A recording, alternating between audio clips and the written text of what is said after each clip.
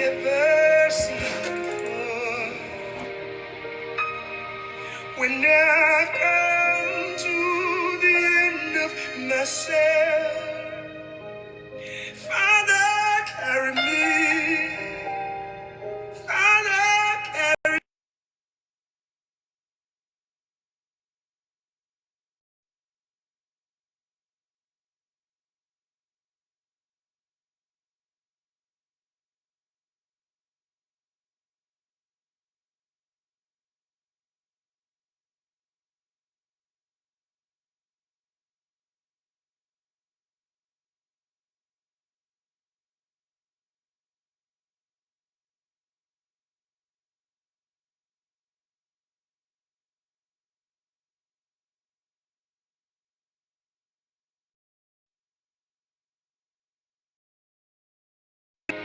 Hi Nikki, how are you? Welcome, welcome. I'm just getting things ready here. Thank you for joining, Sheldon. This is Leadership Unscripted with Dr. Ryan Dale, where leaders don't just watch, they grow. If you're getting value from tonight's conversation, don't keep it tonight. A door opens. A door most parents never walk through. A door where difficult decisions are made, where children's futures are considered, where leaders carry responsibilities that few people ever see. What really happens inside the principal's office? Find out tonight on Leadership Unscripted, 8:30 p.m., live on TikTok, hosted by Dr. Ryan Dale. Because the best leadership conversations don't happen behind closed doors, they happen here. Welcome everyone to Leadership Unscripted. I'm 15 minutes early. I'm just setting up, playing some music and giving everyone time to join the live. Welcome Joel. Nikki, I see you're here from very early tonight. Gregory, welcome. Please share the live. Joel Green, welcome.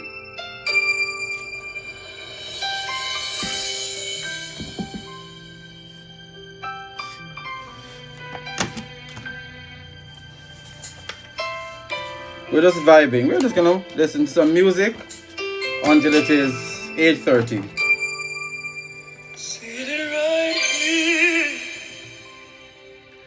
Share the live. Tap the screen in the meantime. I know you're invested, Nikki, and I love that.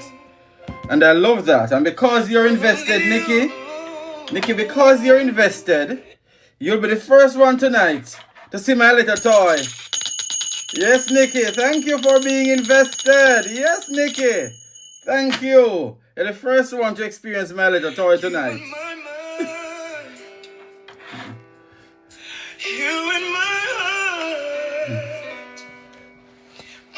Please share the live. Yes, Nikki, you're the first one. You're the first one. Thank you. Welcome, Kaisha.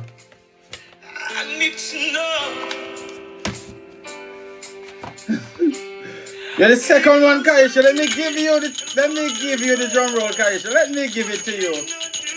Yes. I see you guys are loving the little toy. And I see Davin join. Welcome, Davin. Welcome to the live.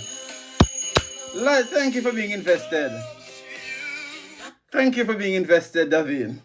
Kaisha, see you liking the toy? Yes, man. Yes. David, I feel like my little tambourine. Yes, David, yes. We're creating vibe over here. Every night I'm coming with something new. So make sure you're sharing the live. Make sure you're liking the live, and share it around so everyone you know can join. We want to get everyone on live tonight. Night. A door opens. A door most parents never walk through. A door where difficult decisions are made, where children's futures are considered, where leaders carry responsibilities that few people ever see. What really happens inside the principal's office? Find out tonight on Leadership Unscripted, 8:30 p.m., live on TikTok, hosted by Dr. Ryan Dale. Because the best leadership conversations don't happen behind closed doors, They happen here. Exactly. So please ensure that you're sharing the live. We will begin Leadership Unscripted at approximately 8:30. But if you're joining early, our topic for tonight, the principal's office, what parents never get to see. The topic for tonight, what parents never get to see. Welcome, Warrior Fitness. Welcome, Chocola. Welcome to the live. Please share, tap the screen so people can actually see this live and I can get some more persons on the live. I will start at 8:30. I just came on early to just set the vibe right and to kind of set up these technologies that I'm working with. Because I'm working with more than one screen tonight. So I want to ensure that I'm comfortable. Flyboy, welcome. Welcome to the live. Let me see what is online. Kaisha's online. Dav is online. Nikki's on live. Thank you, guys. Thank you for joining. Where are you joining from? Where are you joining from? Thank you for joining. Our topic for tonight, the principal's office. What parents never get to see. There are a lot of things our parents never get to see. They don't see. They don't see. So tonight we're going to be delving deep into what parents never get to see. What parents never get to see. The principal's office. Some of the things parents never get to see. Night. A door opens. A door most parents never walk through. A door where difficult decisions are made, where children's futures are considered, where leaders carry responsibilities that few people ever see. What really happens inside the principal's office? Find out tonight on Leadership Unscripted, 8:30 p.m., live on TikTok, hosted by Dr. Ryan Dale. Because the best leadership conversations don't happen behind closed doors, they happen here. While we wait, make sure you're tapping the screen, and that allows the live, that allows other people to see that I'm online. That's how you can help me at this point. Just tap the screen, share the live, share the link with a friend, ask them to share it with a friend, because tonight the topic is the principal's office. What parents never get to see. Night. A door opens. A door most parents never walk through. A door where difficult decisions are made, where children's futures are considered, where leaders carry responsibilities that few people ever see. What really happens inside the principal's office? Find out tonight on Leadership Unscripted, 8:30 p.m., live on TikTok, hosted by Dr. Ryan Dale.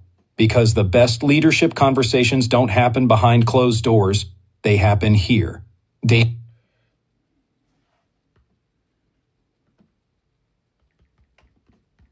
So let's listen to some music while we wait. We will start at 8:30, but I came on early tonight to ensure that we are sharing the live. Let me see if I can share it as well.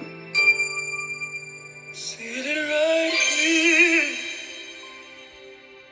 all alone, We're not all alone tonight. thinking of you. Donna Monroe, welcome, welcome, welcome. Welcome, Donna, welcome. Welcome. Welcome to the live. Welcome to all my new subscribers. Welcome. Welcome to the live. Welcome to Leadership Unscripted. The topic for tonight, the principal's office.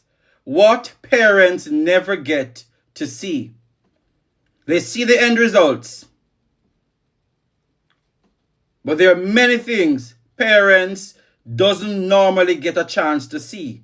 So the topic for tonight, what the principal's office, what parents never get to see.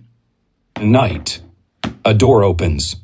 A door most parents never walk through. So I'm going to be opening the door tonight. I'm going to be taking everyone into the principal's office tonight.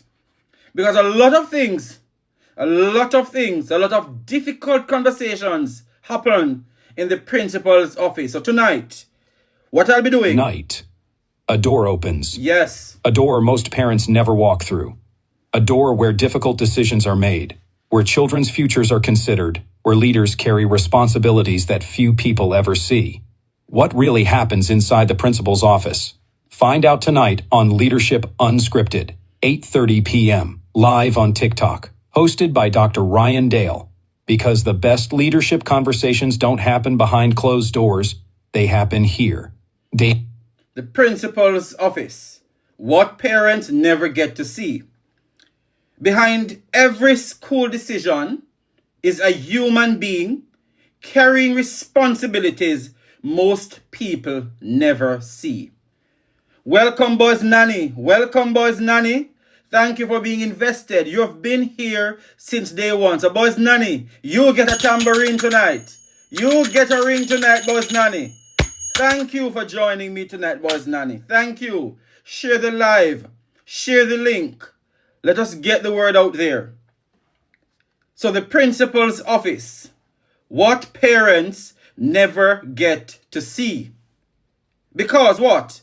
Behind every school decision, behind every decision is a human being carrying responsibilities most people never see. Karine Water, I hope you stay with me tonight, Karine. You come on in the nights and you see you leave early. But Karine, this is for you. Karine Water, this tambourine is for you to welcome you, and I hope you stay with us tonight. Thank you for joining, Karine Water. Thank you. You will learn something tonight. You cannot see me? Something wrong with your phone. Is everyone able to see me? Kaisha, are you seeing me? Let me know if you're seeing me. Karine is saying she cannot see me. DeAndre Gooden. Oh, you're so Karine, it seems you need an iPhone. I have a feeling you're using Samsung. You see, you need an iPhone. It needs an iPhone. It needs an iPhone. The Chocolate Gem, welcome, Chocolate Gem. Welcome, welcome, welcome. Mr. Gooden, welcome, welcome. Thank you for joining Leadership Unscripted. I will be opening the door tonight. Because behind every school decision is what? Is a human being carrying out responsibilities, making decisions that many persons didn't never get a chance to hear or never get a chance to see. So the door will be open tonight. We will begin at 8:30. Night. A door opens. A door most parents never walk through. A door where difficult decisions are made, where children's futures are considered, where leaders carry responsibilities that few people ever see. What really happens inside the principal's office? Find out tonight on Leadership Unscripted, 8:30 p.m., live on TikTok, hosted by Dr. Ryan Dale. Because the best leadership conversations don't happen behind closed doors, they happen here. DeAndre Gooden, go ahead and share it. Share it on your status. Share it anywhere you want to share it. We're here to spread the word. The principal's office, what parents never get to see. An interesting topic. And the theme for that, behind every school decision, every decision that is made in a school, is a human being carrying responsibilities most people never get to see. We will begin. It's now 8:29. We will begin at 8:30. So make sure you're tapping the screen. Make sure you're sharing the live. We have lots to talk about tonight. And as I promised one of my students, she was online last night. And I promised one of my students, who is now a recording artist, her name is I am a hero music. She asked me to play one of her songs tonight on my show. I taught her while I was a teacher at the current school I'm principal now. I won't call the school name. I taught her there. She's now a recording artist. And she's producing positive music. And she asked me to just, share her music with my community tonight. So I promised her for 1 minute before my show started I would play her song. So let you hear it.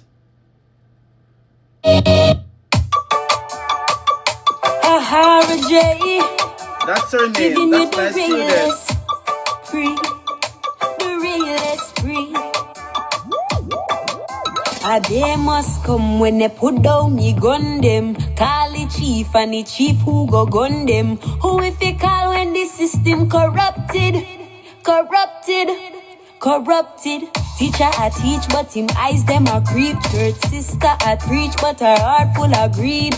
How you feel it when you're not right from within? I make fear nice and people still suffering. Show me the realest free. Show me the realest free. You see, a man with no vision is a man without no mission, and a man without no mission is a man without no vision. You speak lies with your tongue, you lust with your eyes, so it's no surprise when you meet your demise. At tough times we are living, tough times. At tough times we are living, but me I give you the realest free. Show me the realest free. Show me the realest free. All right. So that's one of my students. She reached out to me last night and asked me to just give her a moment on my show. And I think I just did that. At the end of the show, I will play it again so you guys can hear. But the show is about to begin. Night. A door opens. A door most parents never walk through. A door where difficult decisions are made, where children's futures are considered, where leaders carry responsibilities that few people ever see. What really happens inside the principal's office? Find out tonight on Leadership Unscripted, 8:30 p.m., live on TikTok, hosted by Dr. Ryan Dale. Because the best leadership conversations don't happen behind closed doors, they happen here. Thank you very much for joining Leadership Unscripted. Thank you and welcome to everyone on the live. I know you like my new toy. So to everyone who is joining for the first time, my name is Dr. Ryan Dale. Thank you for joining. Now you're probably wondering, Dr. Dale, why are you ringing a tambourine? Well, on Leadership Unscripted, we celebrate something that's becoming harder and harder to find. Great leadership. So every night, when someone shares an incredible insight, when someone challenges our thinking, or when we have one of those moments that changes the way we see leadership, we're going to celebrate it by ringing our little tambourine. So that is the purpose of the tambourine.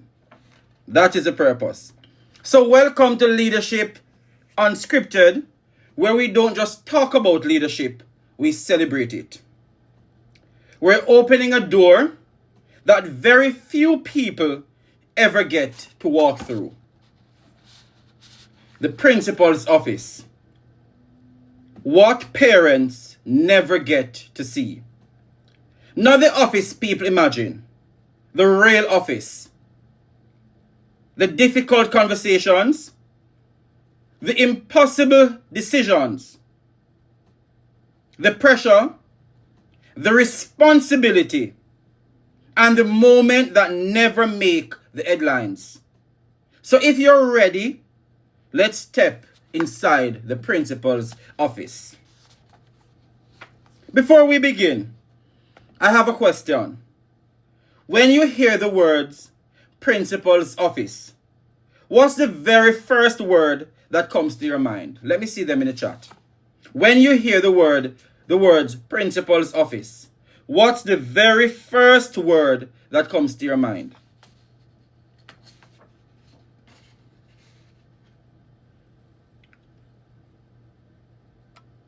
Let me see the words coming up. When you hear the word principal's office, what's the first word that comes to your mind?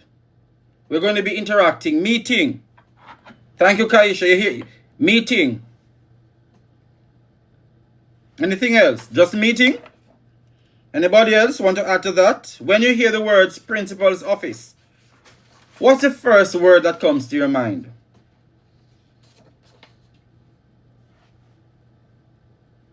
Welcome, Pearl's Brain Bakery. A space of authority. Thank you, Gregory. Decisions. Let me hear from someone else. So I see a space of authority. I heard meetings, decisions. Any other word that comes to your mind when you hear the words principal's office? We're going to be interacting tonight.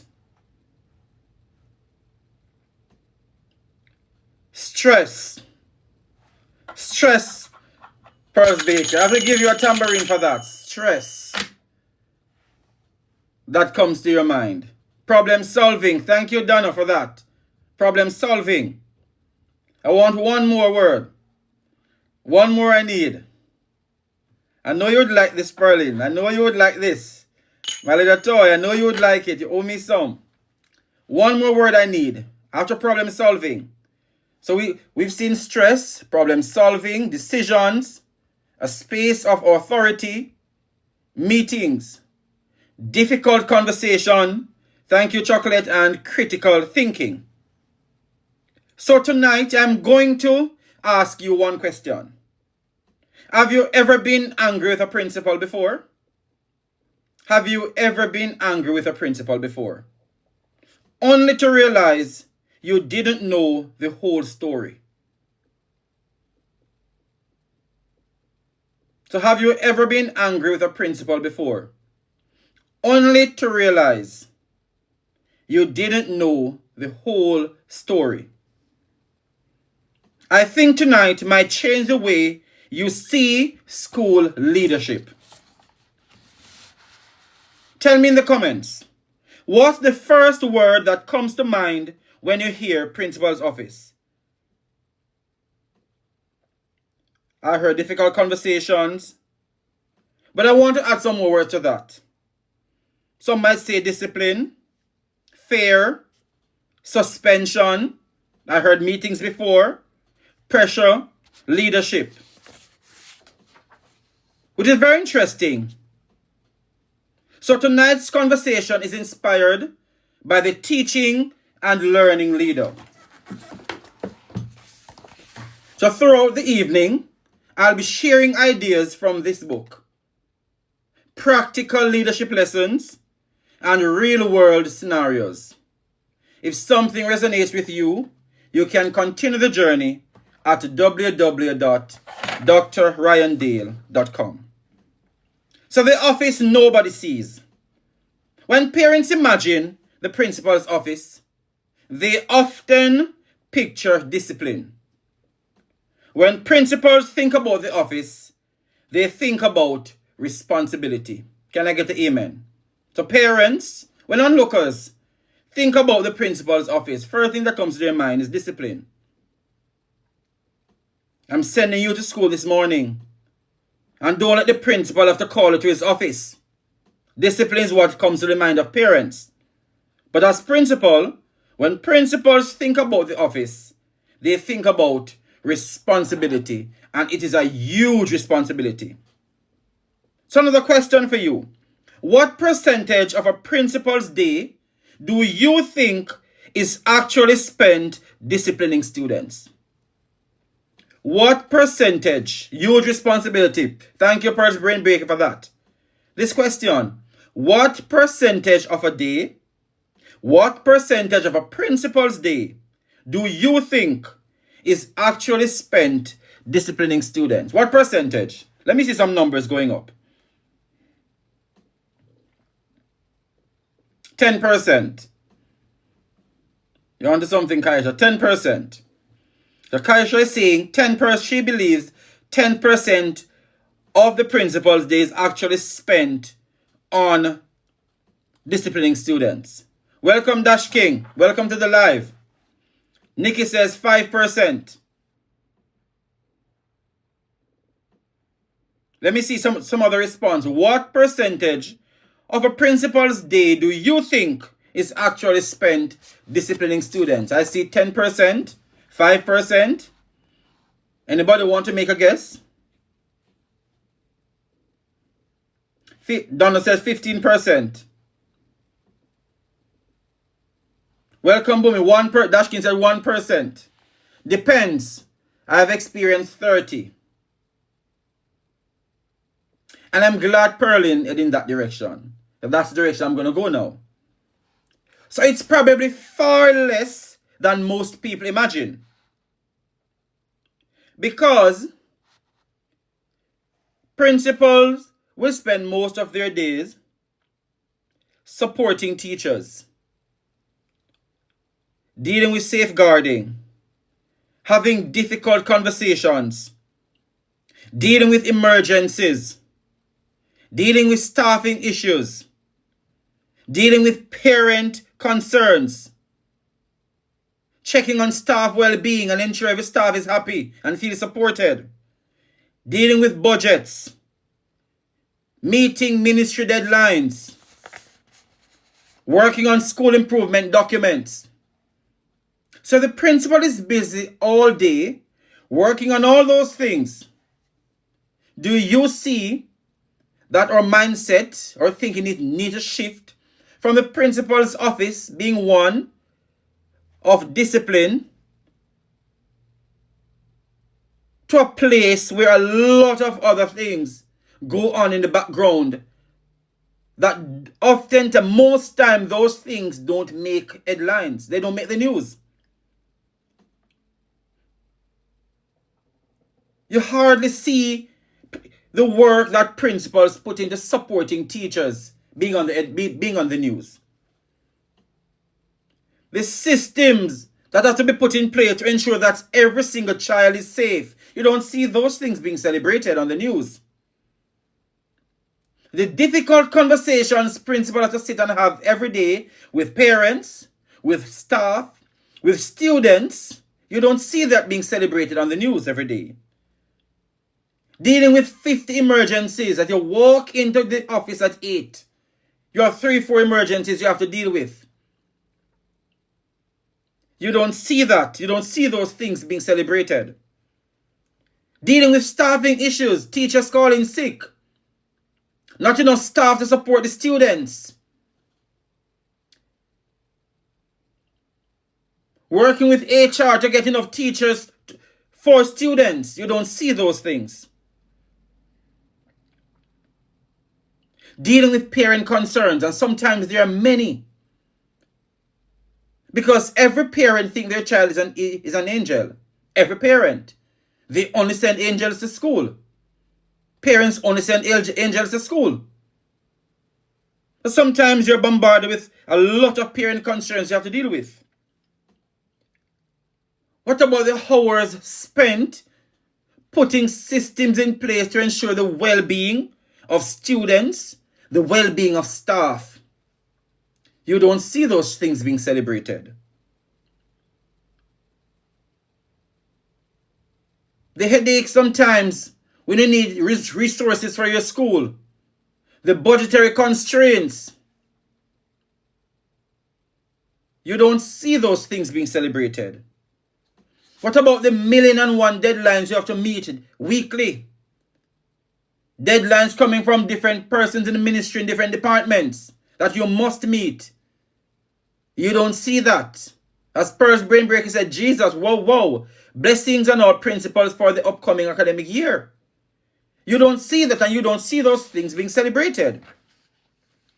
The hours of work principals and other school leaders spent working on the different school improvement documents. You don't see that. You don't see that. So there are a lot of things that happen on a daily basis inside the principal's office, inside the school leader's office, that a lot of us don't realize. And a lot of parents don't realize the magnitude of work school leaders have to deal with on a daily basis. And if they really understood it, they would be more appreciative and more lenient in some of the things they say about school leaders. No, a principal walk into his or her school the first morning at 8 a.m. 2 phone calls She received 2 phone calls. I want your opinion. It's 8:05 a.m. on Monday morning. Phone 1. A year 1 child has gone missing from the classroom. That's the first call the principal received. A year 1 or grade 1 child has gone missing from the classroom. By the time the principal hung up that call, the phone started ringing again. A teacher has collapsed in another building. You as a principal, you can only physically respond to one of those emergencies immediately. Which do you choose and why? Let me see those in the comment. Say walk into school at 8:05 a.m. on a Monday morning, just coming from the weekend. As you step through the door, put down your bag, your phone ring. A grade 1 or year 1 child has gone missing from the classroom. By the time you're supposed to head out the door, the phone starts ringing again. Someone else is calling. A teacher has collapsed in another building. You're one person. You can only physically respond to one immediately. Which do you choose? Which one do you respond to? And why? Let me see your responses in the comment. 2 emergencies. You just come to work. 2 emergencies. A child has gone missing. A teacher just collapsed. You're one person. Which of those emergencies do you respond to?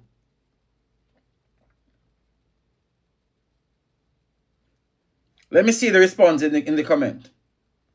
I've given you 2 scenarios. Let me see the response. Which of those emergencies would you respond to?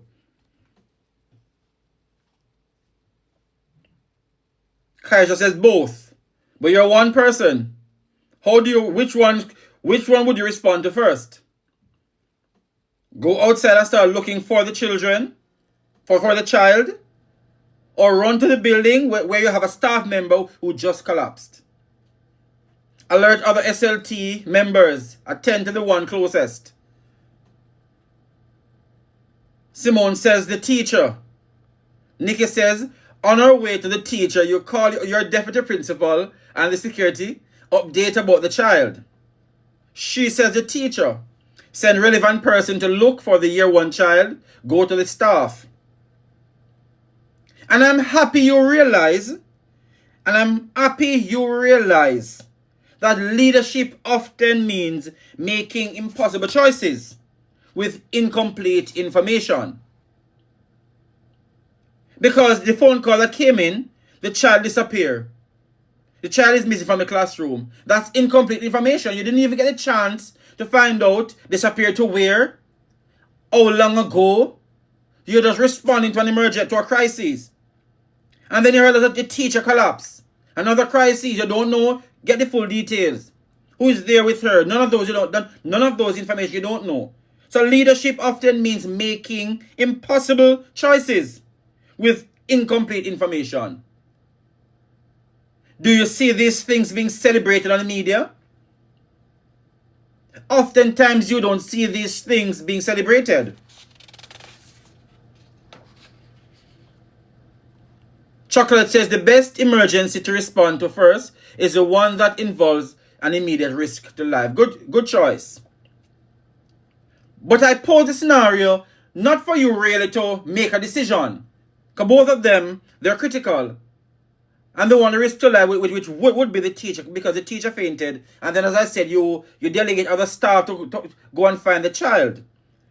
But I made that point. I started with that scenario to bring home the point that sometimes leadership often means making impossible choices. And a lot of times, most times, 99% of the time, you don't see those things being celebrated. As Kaisha says, media can't know about the missing child. They drag you for days. True.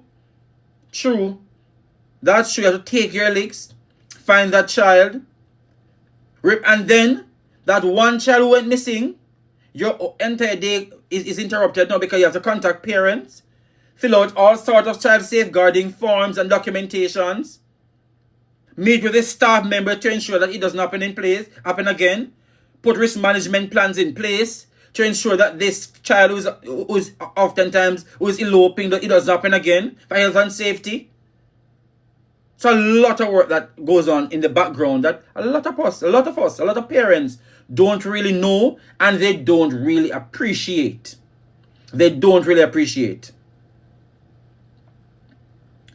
Another scenario. A parent storms into the school, angry, demanding, speaking loudly. They insist another child should be suspended immediately. They have one version of events. The principal already know there's a CCTV footage, 3 witness statements, and another family waiting outside. Question. As a principal, do you act immediately? Ask the angry parent to wait? Defend the school? Or listen first? What do you do?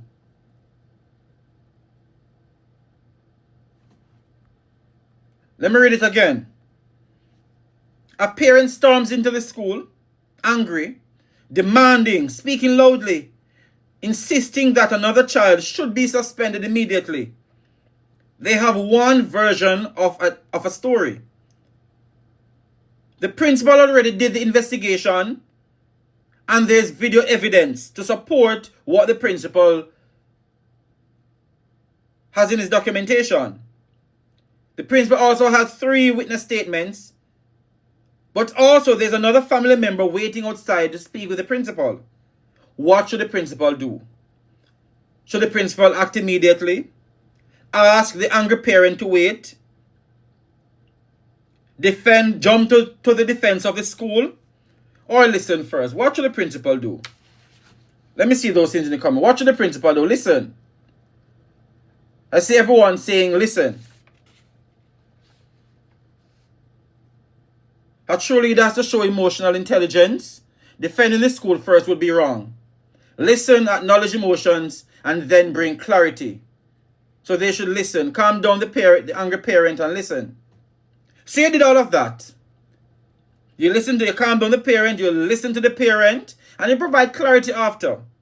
But the parent leaves the school, and 5 minutes after, the parent posts on Facebook. The principal doesn't care about bullying. Should the principal respond publicly?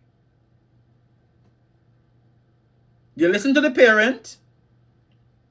You spoke to her, to the parent. You provided the video evidence to back the decision you made.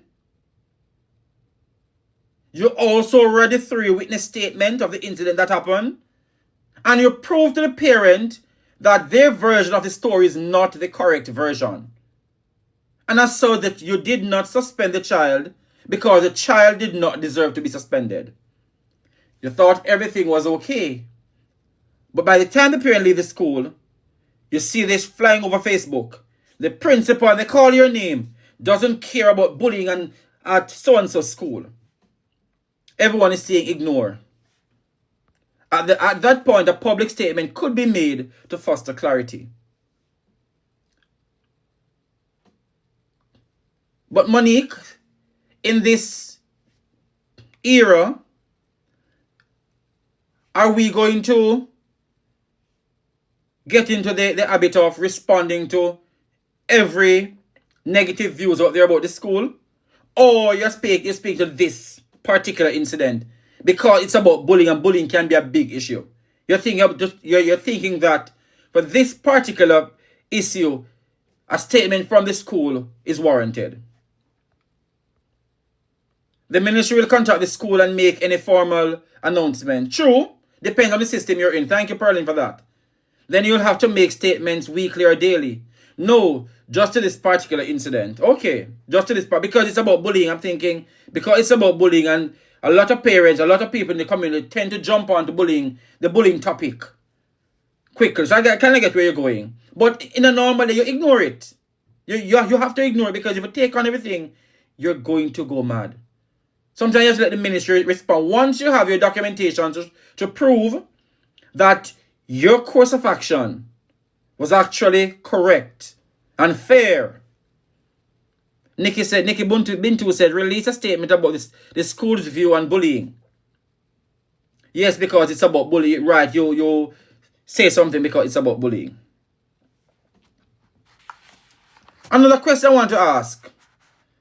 Since the parent called you out by name as a principal, would you defend yourself? Would you go to the media and defend yourself, or just ignore it? Would you defend your name? Since the parent called you by name, post your picture all over Facebook. Have your picture and your name out there, all over Facebook page. As a leader, what do you do? Are you going to ignore it to set the precedence that any parent that has come to school and post your picture all over Facebook and slander you? Are you going to accept that? Kaisha said, Sue. Pearl says, not me, child. That one deserves a little tambourine. That one deserves a little tambourine. Sue, ignore, however, speak on behalf of the school.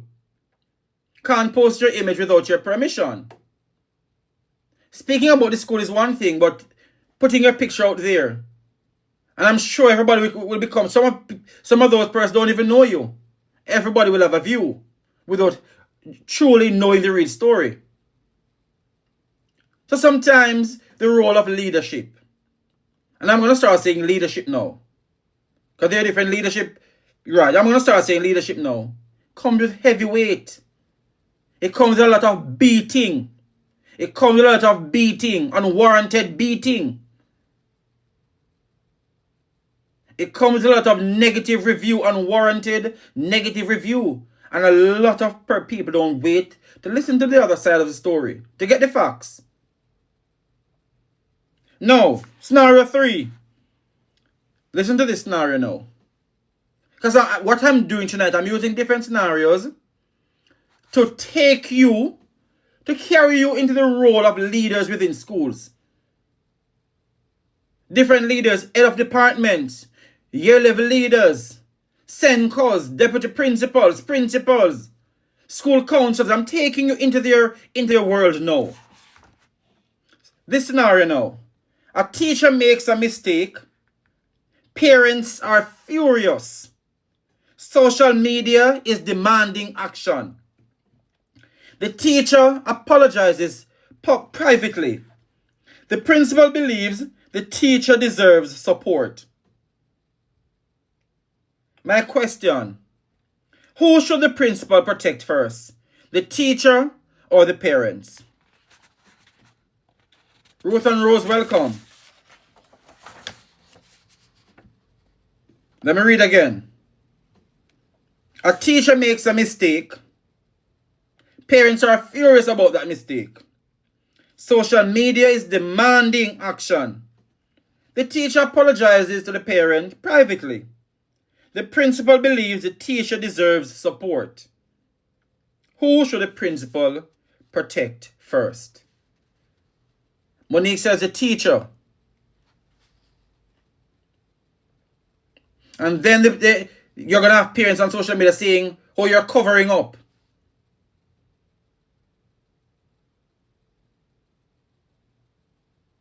But you're absolutely correct. The principal acknowledges that the teacher needs support. You must support your staff. And sometimes you take licks as leaders within the school that are unwarranted. And sometimes you have to stand in the fire line for your staff. You have to face all the bullets for your staff. All the licks. As the leader, sometimes you have to stand in the gap for your staff to protect them, to support them. And Pearl said, yes, the teacher deserves support while acknowledging the mistake and the implications of it. And worse, because the teacher apologized. She did. The teacher apologized for the mistake. Protect your teacher while being empathetic to the parents. Exactly. Depends on the mistake. Was it done in public? How severe was it? Is it the first time it has happened? But because it's a mistake, seems it has to be the first time, because it's not, it's a mistake. A teacher makes a mistake and the teacher apologizes for the mistake.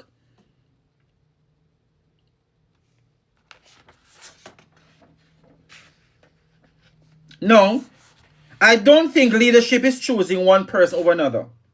Leadership should protect children. They should support staff while respecting parents, because all of this will preserve trust. And that's why leadership is so difficult. So in that situation, leaders must protect the student, support the staff, not defend their mistake, support the staff, listen to the parents' views, being empathetic about their views and share, finding a middle ground there. And at the same time, ensure that trust in the school from the parents' point of view is being preserved. Ensure that your staff feels supported so that the staff doesn't lose trust in you.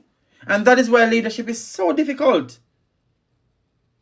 And Alison says, I think it depends on the effect of the mistake. Thank you, Alison, for that. It depends on the effect of the mistake. The things parents rarely see. And I want you to type in the chat. Let me see what Pearl says. Project it as the school's problem and not just the staff. A we approach. Yes. And look at how as a school, we will ensure that problem that mistake isn't made again. And link it to some policy framework. No. Things parents rarely see. And you're going to tell me some things parents rarely see. Parents rarely see what? I'm going to start off. Parents rarely see the 6 a.m. emails. Parents rarely see you up at night as a leader working on school improvement plans. Up at night in your bed thinking of how to strategize to improve student outcomes. What are some things parents rarely see and we don't see out there being celebrated enough?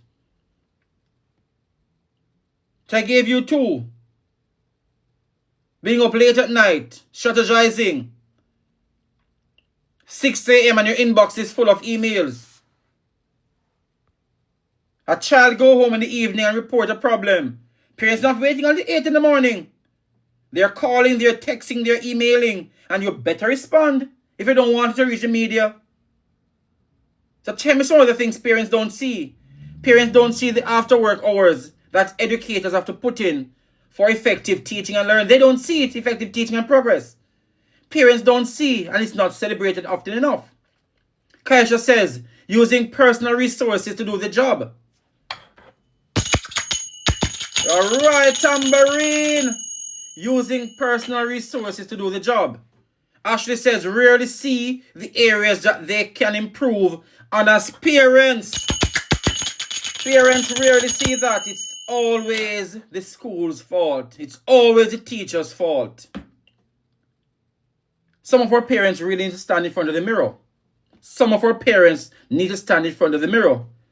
In actuality, they do not see more than 50% of the sacrifices that go into being an excellent educator. Thank you, Renee, for that one. They're just seeing a half of the work. Monique says, rarely see the need for a parent. Thank you, Monique. Thank you. They rarely see the need for parental involvement. The number of children you have to care for as a parent because of their needs. They rarely see those things. Parents rarely see those things. And as educators, I think we're too silent. We're too silent. As educators, we're not seeing enough articles going out there in the public sphere that highlight the work, the mammoth task placed on educators daily. So when we get a little summer break, and you hear some parents talking about teachers should not get summer break, they don't have a clue what they're talking about. We would go mad without summer break. And the little midterm break, teachers deserve it. As Monique said, the government needs to place emphasis on all of these issues. Renee says they do not see how we carry their children's struggles mentally. There's no off button. The silent tears you cry for the children. You take them home on your conscience. You see a child come to school, you see the neglect, and you take it home on your conscience, you can't sleep. How many times school educators take their own money, go to the supermarket and shop for parents? You don't see those things being celebrated. But you call them to a parent meeting, they don't come. And as there's one negativity, everybody become an expert. Asha says they don't see how we often neglect our own children to prepare for the... That one deserves a bigger one, Ashley. Let me give you another. Yes, Ashley. They don't see how we often neglect our own children to prepare for their children. They don't see that. They don't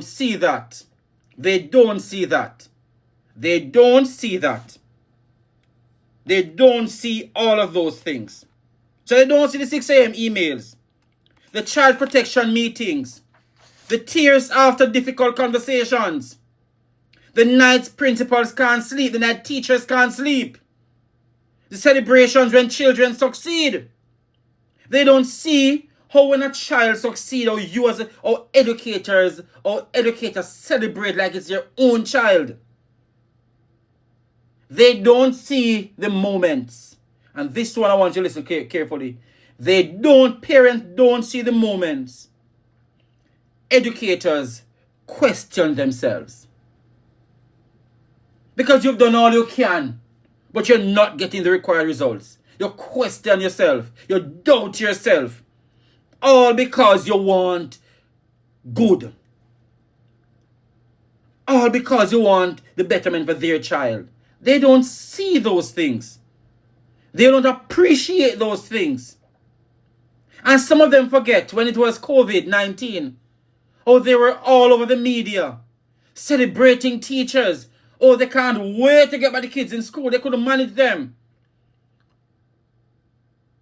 When some of them sat in those Zoom lessons and Google Classroom lessons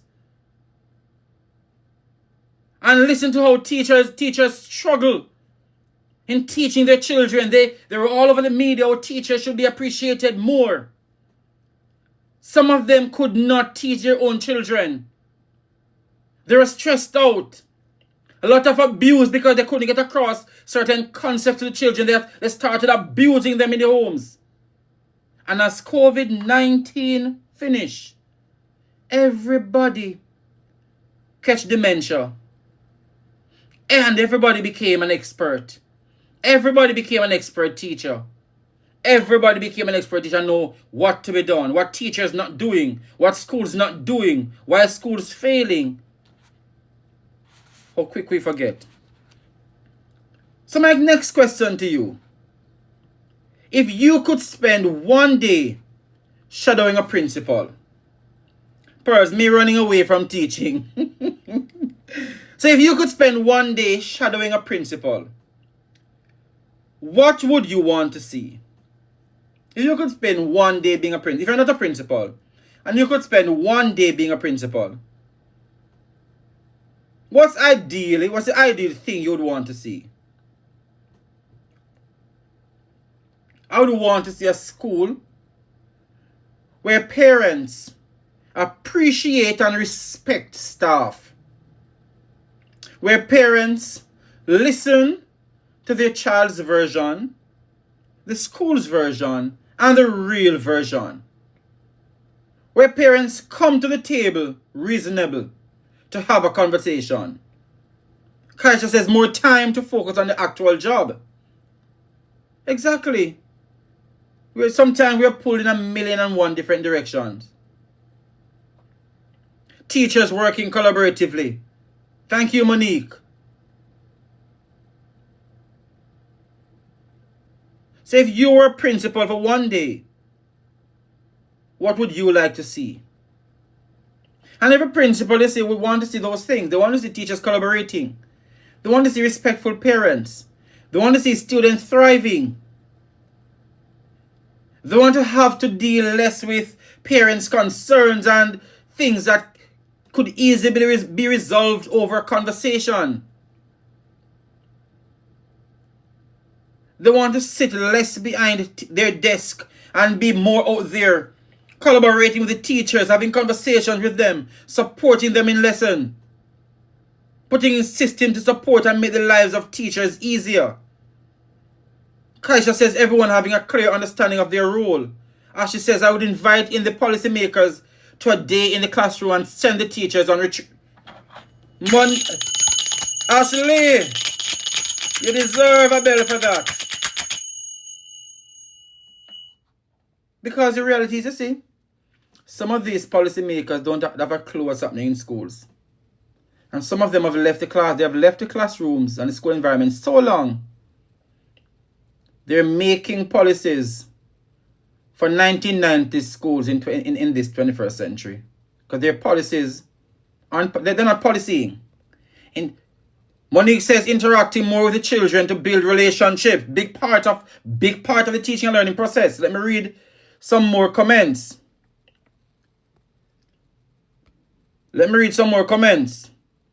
Pearl says a school where staff are caring and families are supportive. Children calm and ready to learn. Thank you for that. Let me see. Interacting more with children, building relationships. So those are the ideal things we'd love to see more frequent in schools. Hear this scenario now. And this one's going to highlight sometimes other difficult situations. Leaders, not principals alone, school leaders find themselves in. It's year 6 graduation. There is one Student of the Year award. Year 6 graduation. Monique, when is who coming to Jamaica? Here's another scenario. Year 6 graduation. Oh, when I'm coming to Jamaica. Oh, you want to book me? Okay. We'll talk off here. So, it's year 6 graduation. There's only one Student of the Year award. 2 children deserve it. One has perfect academics. The next has transformed their behavior after years of struggle. But you only have one trophy. Who gets it? Let me read again. One Student of the Year award, one trophy to give. You believe as a principal that 2 students deserve it. One of the students has perfect academic scores. Perfect. The next child has transformed their behavior after years of struggle. Who gets the award?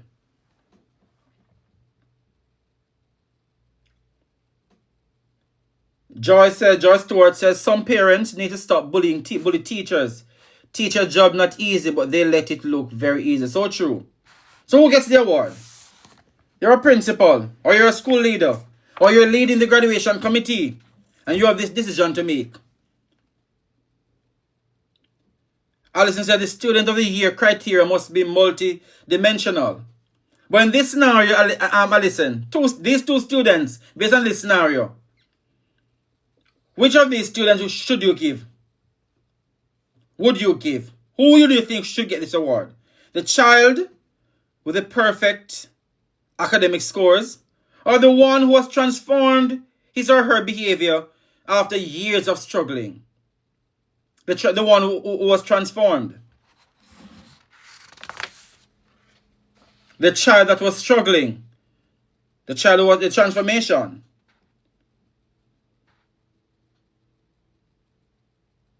One with the continuous efforts, best academic. So do you see that as leaders, there are moments in leadership when every option will disappoint someone? Every option, one trophy, Renee, one trophy, 2 children. And this highlights the fact that in leadership, there are moments when your decision when every option in front of you will result in someone walking away disappointed. Because if you give the child who has transformed his behavior, the child who's always getting one perfect score is going to walk away feeling disappointed. If you give the child with a perfect attendance, the child who have worked hard, work with your system, transform the behavior, transformed, will walk away feeling that, but all that effort I put in, I didn't get that award. So everybody will walk away. Someone will walk away feeling disappointed. And Monique says, give 2 prizes then. So I just use that scenario to highlight the fact that sometimes, as leaders, and leadership in any capacity, because as teachers, you're leaders too. You're leaders for your class. You're leading your class. You are the leader. You're the authority in that class. Ashley says, give the K-Manian. We're not going to go down that road, Ashley. Ashley, behave. Behave, Ashley, behave. So as leaders, there are moments in leadership when every option disappoints someone. Every option will disappoint someone. And that's why we have to ensure that you have a backbone. You have a backbone. Now, hear this one now. The child who never gets into trouble. So it's time for the principal's chair. So tonight, you're the principal. You're going to be the principal tonight. And I want you to listen carefully, because every detail of this scenario will matter. Every detail will matter. So you're the principal. You're all principals now. You're all principals now. Listen to this scenario. It's 10:45 on a Tuesday morning. It's 10:45 on a Tuesday morning. A year 5 student is brought to your office. His teacher says he pushed another student during class. The injured child has a bruised arm. Several classmates confirm they saw the push. The teacher recommends a suspension because this is the 3rd physical incident this term. As you're preparing to make your decision, the school counselor asks to speak with you privately. She tells you something you didn't know. The student has recently lost a close family member. His home life has become unstable. He has started showing signs of anxiety. The teacher did not know this. Neither did the other students. Now, the injured child's parents are demanding immediate suspension. The teacher expects you to support her recommendation by suspending the child. The counselor believes suspension could make things worse. Principals, do you suspend the child? Yes or no? The teacher is demanding that you support her decision in suspending the child because it is the 3rd time of physical abuse since the term. Lord, the Lord doctor did this stuff. The counselor come with some important information to say, no, there are a lot of issues going on at home. Change is happening, that's why the child is acting out. What do you do? Do you see how difficult a principal's job or a school leader job can be? What do you do? Do you suspend the child? As she says, internal suspension, where the child can get support from the school to deal with his anxiety. I will let the child do in-school suspension. Yes, I will support the counselor and family. Yeah. So the child still needs to know that there are consequences for the action. However, external suspension wouldn't be warranted here. Because the child needs support. The family, the child's family, and Pearl's Brain Bakery highlighted a good point here. You not only support the child, but you support the family as well. You support the family as well. So this is really good. So we're acknowledging that external suspension to home wouldn't benefit the child here. Monique said the child and family need support, but the child cannot be suspended. I agree. A meeting with all parties, teacher, parents of the injured, and counselor. So you're talking about bringing all stakeholders to the table. The principal in this setting is the mediator.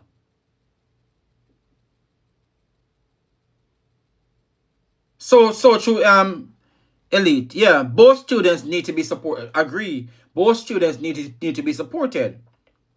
But the parent of the child who got injured, the principal has to be very careful in how the conversation is crafted. Because one, you don't want to divulge certain personal information of the next child to this parent. Talking about data protection here, data breaching here. So you have to be careful what information you divulge to the next parent. But at the same time, the next parent who's taking home an injured child must feel that the school did justice to protect the health and safety of his or her child.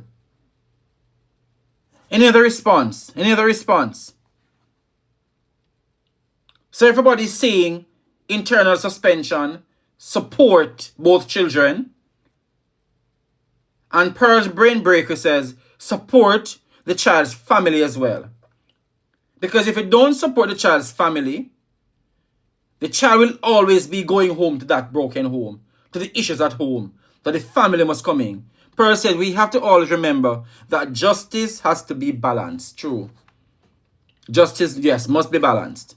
And as she said, the teacher needs to build a better relationship with her students. She should have known. And good.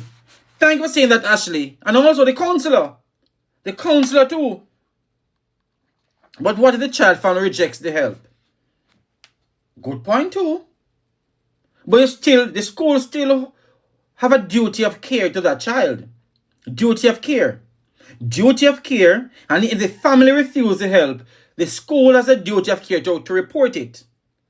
The school has a duty of care to report it, yes. But I was getting a point a while ago that I said the counselor should have, I wouldn't say the teacher should know. It was the counselor's job, because apparently the counselor is aware of this situation. The counselor should have informed the teacher. Since the counselor is aware that there are changes at home, and apparently the counselor seemed to be working with this child, why was the teacher not aware of this information? And this is sometimes we cannot blame teachers, And the teacher should know, but we have different people in the school who need to inform teachers, because sometimes you're not going to divulge every single detail to the teacher if you're a counselor. But the teacher needed to know enough so the classroom support is appropriate for the child.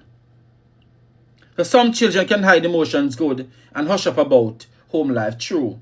But in this case, the counselor knew. Which means the child is speaking to someone. Someone is aware. It just that this information wasn't communicated to the classroom teacher. So the counselor is at fault. And then now, the principal in this situation now, after everything is said and done, need to have a difficult conversation with the counselor to say, Ma'am or Sir, in the future, certain information the classroom teachers must know. Because when the more armed teachers are with information, the better they're able to support every single child in the classroom. Because it's not just about academic support.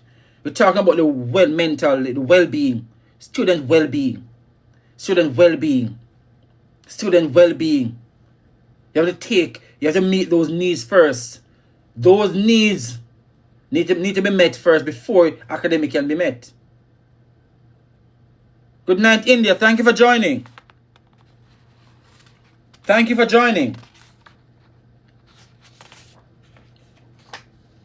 So another question. If you don't suspend the child, how do you explain that decision to the injured child's family? How do you explain that decision? To say my child is coming home with a bruised knee, other cuts on his body, and the child who did wasn't suspended. How do you explain that situation, that decision, to the injured child parent without sharing the next child's home life? How do you do that? How do you explain such a decision?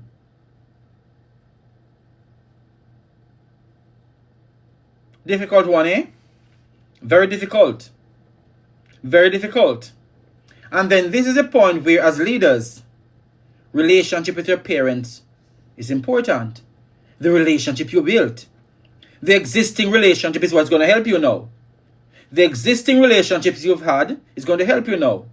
How you've dealt with past situations will help you now. Because if you have a good relationship with your parents, if you've always been seen as somebody who is fair, the parents will give a listening here to say, maybe there's something else. Why that child wasn't suspended. Let me hear them out. Let them know we're following the policy in place. Point them to the policy and help them understand why this approach is taken. I had that before. Both families at the table, and we all agreed no suspension based on compassion. But Pearl's brain breakery, that it is clear that those parents trusted you. They would have, so you had a relationship going to that meeting. Those parents trusted you and trust your judgment. And trust you as a mediator to say, when you're at the table, it's going to be fair. And as Alison says, policy and relationship, definitely Alison, policy and relationship will work hand in hand. Relationship is critical. Relationship is critical. Relationship is critical. Relationship is critical. So let me twist it now. Let me twist the conversation now. Let's say, for instance, the parents, you couldn't convince the parents that you're not going to suspend the next child. And you're forced to suspend the child. So if you do suspend the child, have you solved the problem or simply removed it for 3 days? What do you think? Say, for instance, you're pushed and the parents, they're adamant. Your policy says, once another child causes physical injury to a next child, they must be suspended. So you have to suspend the child. And the parents start holding you to a statement you put in your own policy. And they're not taking any talk. And you said, okay, we're going to suspend Johnny for 3 days. Have you solved the problem or simply removed it for 3 days? Let me hear your views. Did you solve the problem? Or did you just remove the problem for 3 days?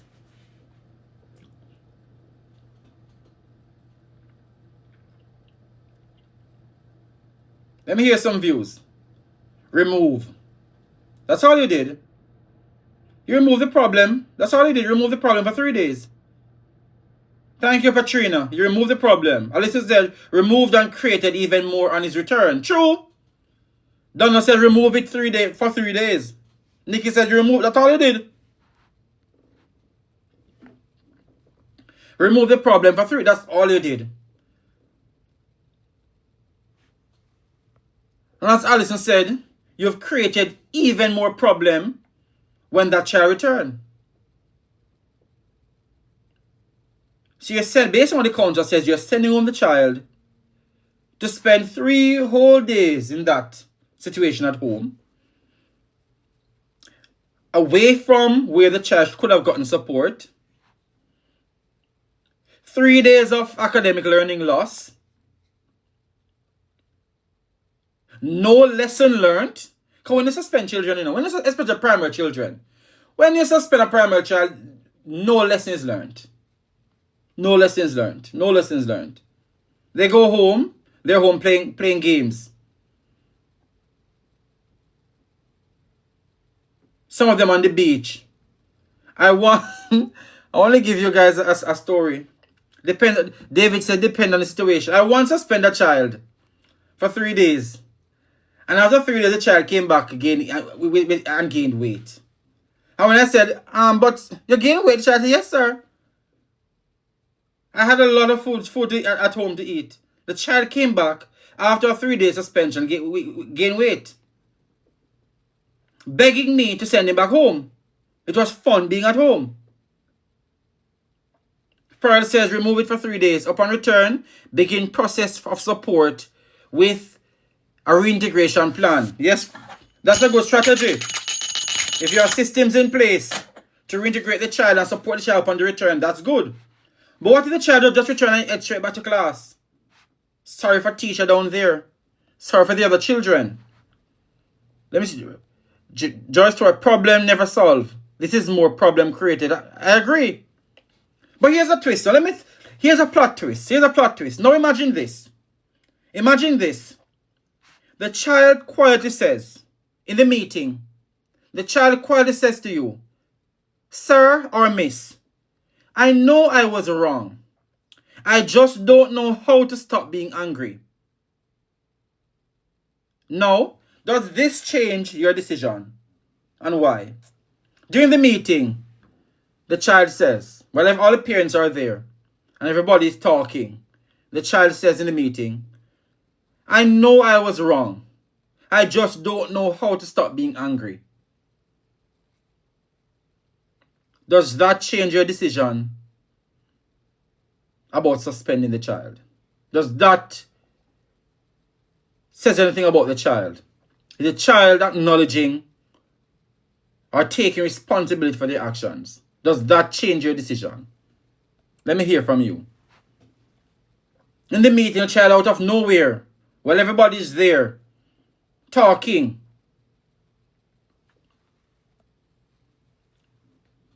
the child says, most definitely self-aware, crying out for help. Definitely, Alison, this child is crying out for help. Simply because the child says, I just don't know how to stop being angry.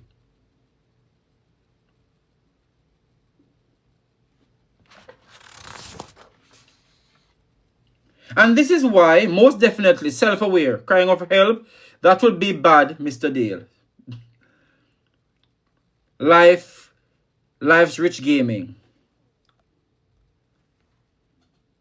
So this is why leadership know.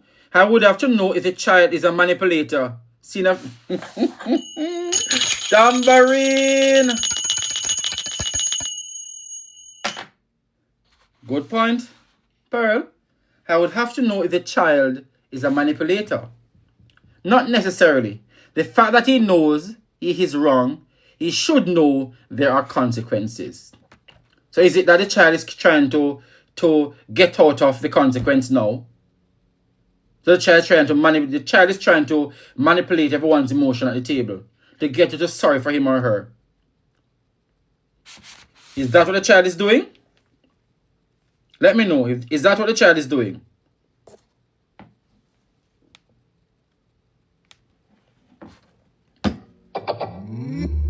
Is that what the child is doing? This is Leadership Unscripted with Dr. Ryan Dale, where leaders don't just watch, they grow. If you're getting value from tonight's conversation, don't keep it to yourself. Like this live, share it with your colleagues, friends, and family, and help us build a worldwide movement of leaders committed to making a difference. Then head over to my YouTube channel, Dr. Ryan Dale, hit subscribe, and join our growing leadership community. Stay with us, because after the break, we're diving even deeper into tonight's conversation. So this is why leadership is so difficult. Every decision affects multiple people. What if the child showed physical aggression toward the principal or school leader?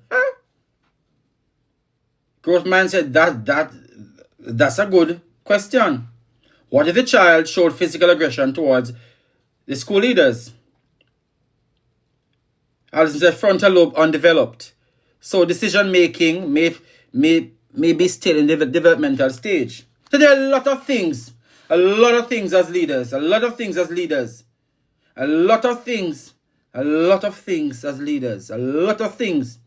when a situation is presented. You can't just jump and make a decision. You can't make the decision out of emotion. Sometimes things happen in the school, and before you make a decision, let the children sit calmly. And while they're sitting, let them sit and reflect. Tell them to sit and think about their actions, and you do the same. Because you don't want to act or make a decision out of frustration or with emotion, too much emotions. You have to remove yourself. You have to remove emotions from it. Tell Average Gay, don't worry, Mr. Growth. I'm going to be in your... Which is good because you're 60. All right. Life Rich Game, control what you're saying, please. All right, good.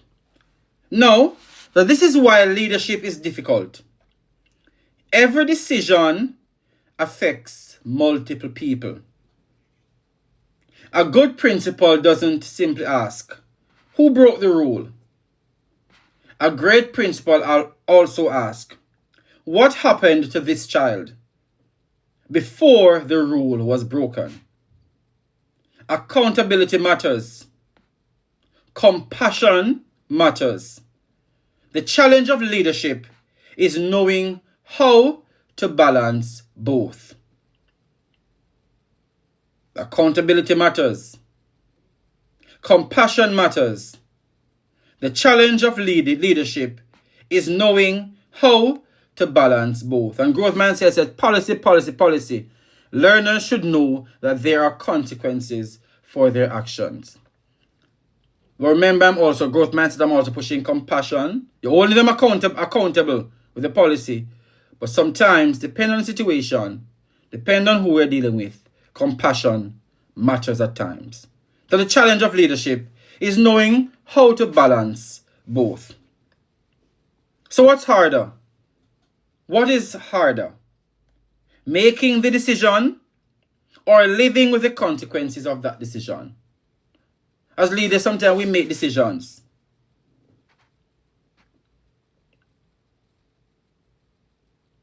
But is it harder to make a difficult decision? Or is it more difficult to living with the consequences of your decision afterwards? Now that is a Leadership Unscripted conversation. Now we're going to go into our leadership library. All the teachers need to answer, Mr. Dale. Thank you, MJ. MJ, you need to go to your bed. It's 9:37. You need to go to your bed, MJ. You need to go to your bed. Every night on Leadership Unscripted, I like to visit what I call my leadership library. This is where I connect tonight's conversation to one of the books I've written.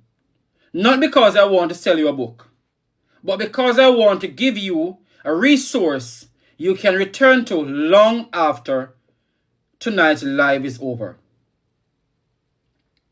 So tonight, we've been talking about the decision principals make that parents often never see.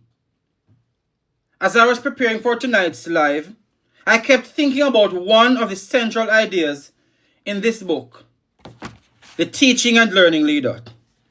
I wrote this book because I believe instructional leadership isn't just about improving teaching.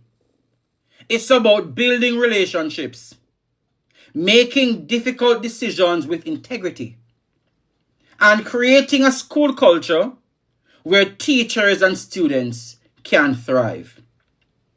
So one of the ideas I explore throughout the book is that leadership is an influence before it is a position. Let me go again.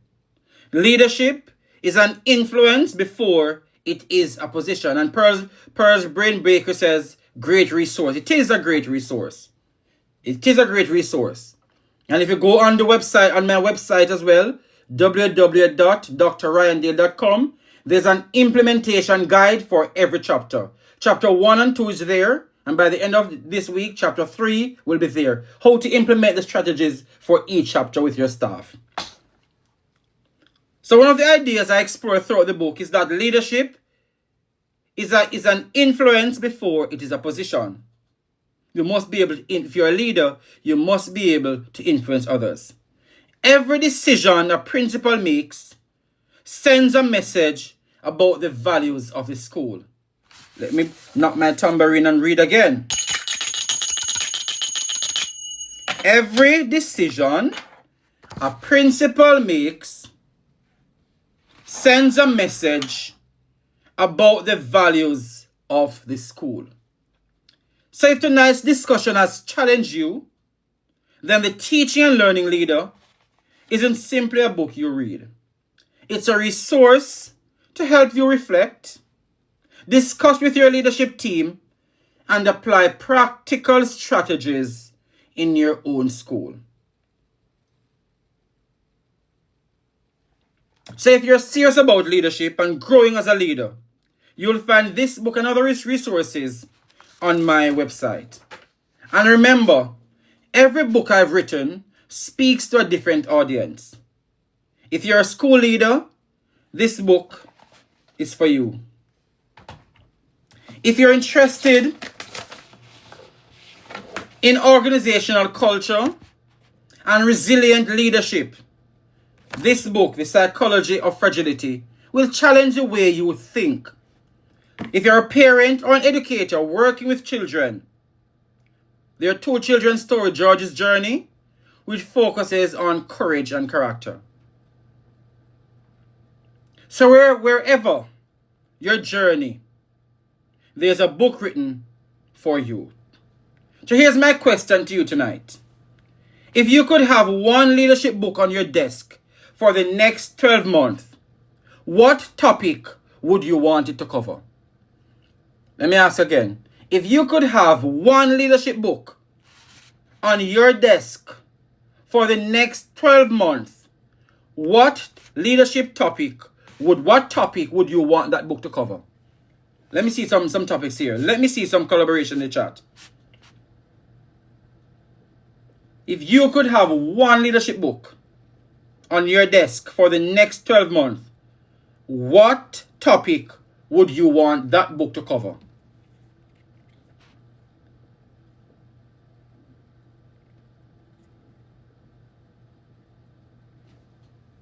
Thank you, Miss Pearl's Brain Bakery. Even aspiring leaders, this book is relevant to all aspiring leaders. Mandy says, the title of the book she would want on her desk for the next 12 months would be Navigating Difficult Conversations. Let me see some other topics. If you were supposed to select a book to put on your desk and read for the next 12 months, what would the topic be? Moving from theory to practice. And now listen, I'm glad you said that, moving from theory to practice. And that's why, listen, check out my website. This book, I know you have it, but for every single chapter, we have the professional development guide that provides all the resources for every single chapter of this book. How to implement it, the resources you need. It's on the website. And I think let me show you the website now. What the website looks like. Let me see if I can pull it up here and show you it. Of what the website looks like and the resources you can find on the website.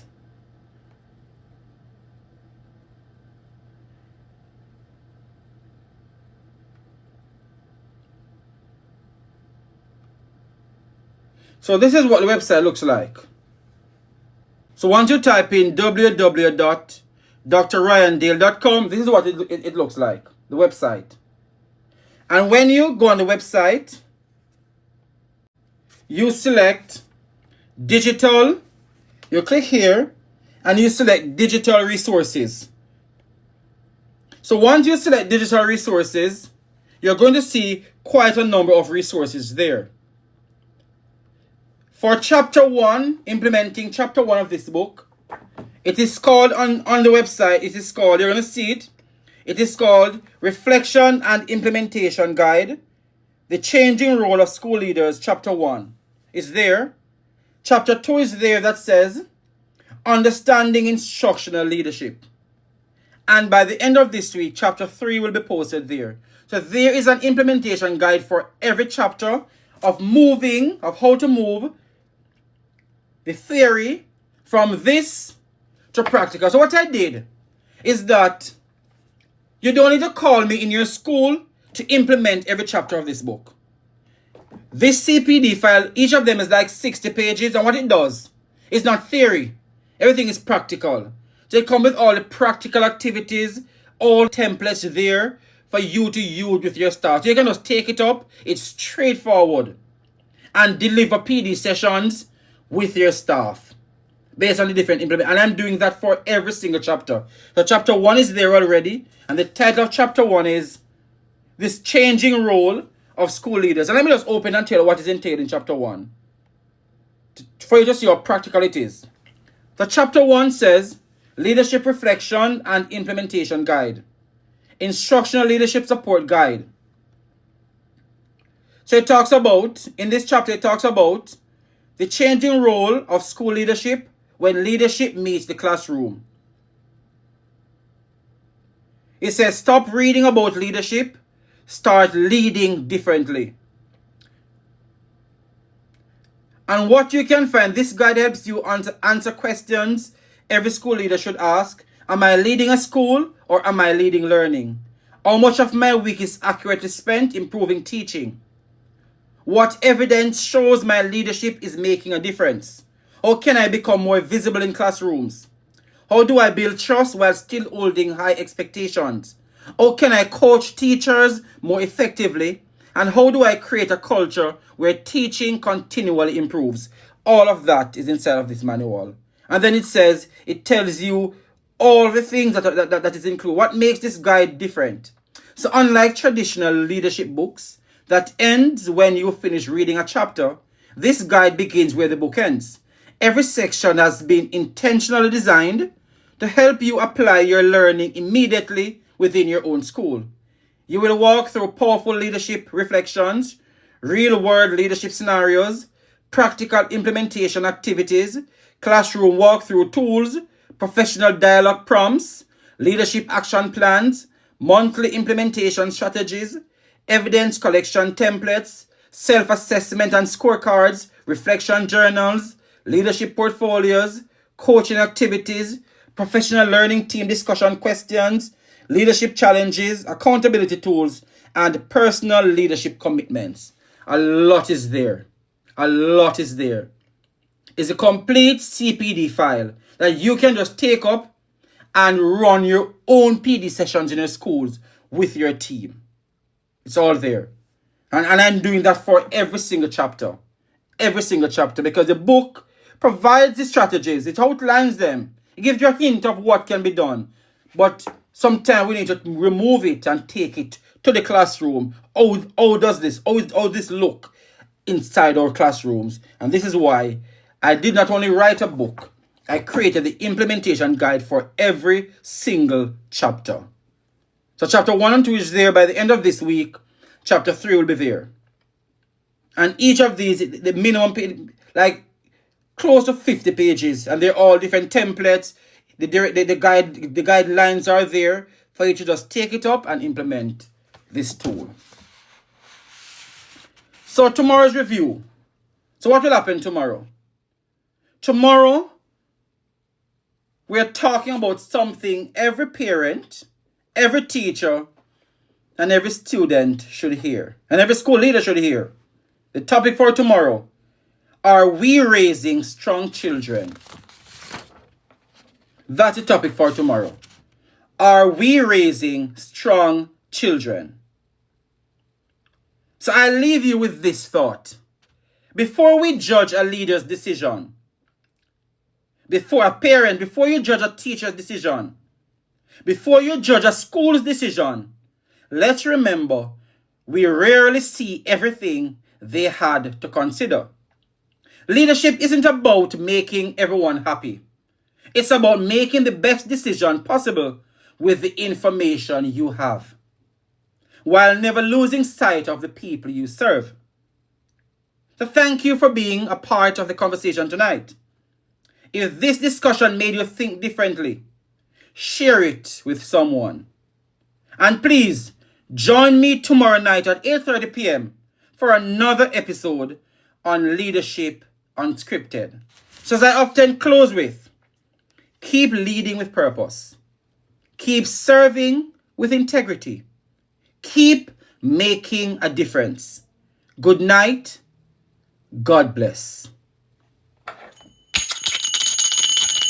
See you tomorrow night. See you tomorrow night at 8 30.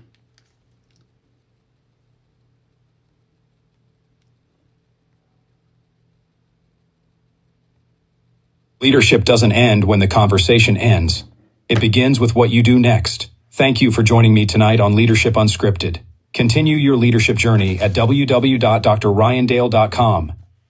Tomorrow at 8:30 p.m., we're asking a question that could change the way we raise the next generation. Are we raising strong children or fragile adults? Join me live, and let's continue the conversation. Until then, keep leading with purpose. God bless, and I'll see you tomorrow.